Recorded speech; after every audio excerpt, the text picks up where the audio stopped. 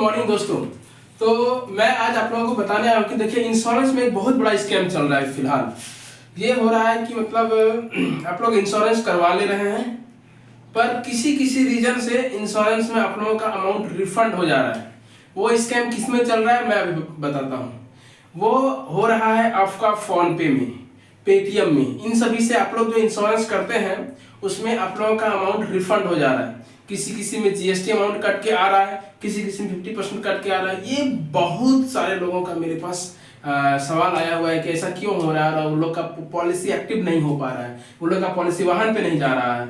तो मैं इन सभी चीज़ों के बारे में आज आप लोगों को बताना चाहता हूँ कि देखिए आप लोग जो फोन पे से इंश्योरेंस करते हैं या डायरेक्ट आप लोग इससे करते हैं, पेटीएम से करते हैं, तो इसमें ये है कि रिफंड इसलिए आ रहा है क्योंकि आप लोग एग्जैक्ट मॉडल सिलेक्ट नहीं कर पा रहे हैं, एग्जैक्ट आप लोग उसमें एड ऑन्स नहीं दे पा रहे हैं, मतलब इंश्योरेंस ही सही तरीके से नहीं बन पा रहा है। यदि फोन पे से इंश्योरेंस बनाते हैं तो बेशक वहां पे आप कम में बना सकते हैं, मैं मानता हूँ। उसमें आप लोगों को थोड़ा सा क्लेम लेते वक्त थोड़ा परेशानी झेलना पड़ता है, उसमें कोई इशू नहीं, पर क्लेम मिलता ही मिलता है। लेकिन इशू यहाँ ये है कि आप लोग वहाँ सही तरीके से बुक नहीं कर पा रहे हैं इंश्योरेंस को।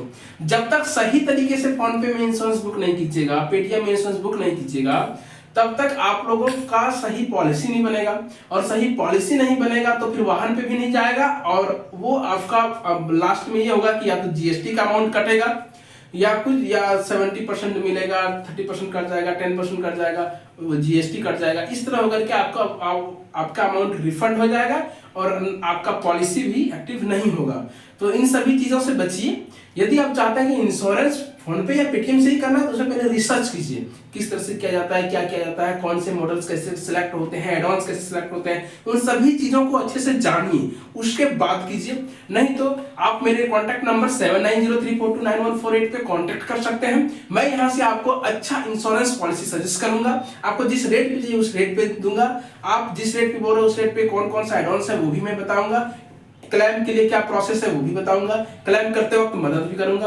मतलब मेरे पास से यदि आप इंश्योरेंस लेते हैं तो चारों तरफ से मैं आपको मदद करूंगा, ताकि आपका और हमारा एक रिलेशन बिल्डअप हो जाए। हम लोग मिलके आगे चल के मैं आपकी गाड़ियों का ध्यान रखूं, कहीं भी कुछ भी होता है तो मैं उससे कर सकता हूं।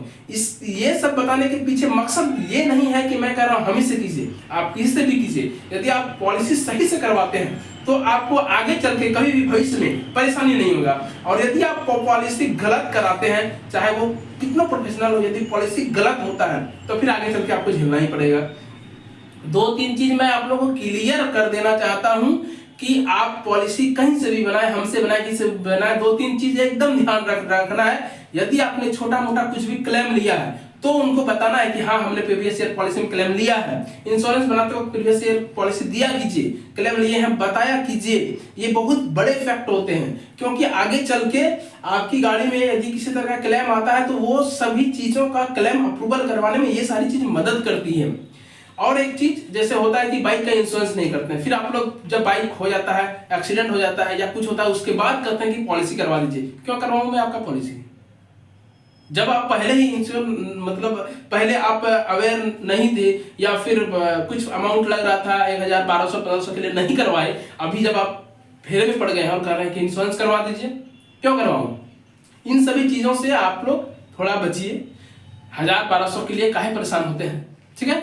आप लोग अच्छे से इंश्योरेंस करवाइए और अपना ध्यान रखिए, अपने गाड़ी का ध्यान रखिए। और आप लोगों का प्यार मेरे वीडियोज पे काफी अच्छा आ रहा है, तो आगे चल के मैं आप लोगों को और बहुत सारी अपडेट्स दूंगा।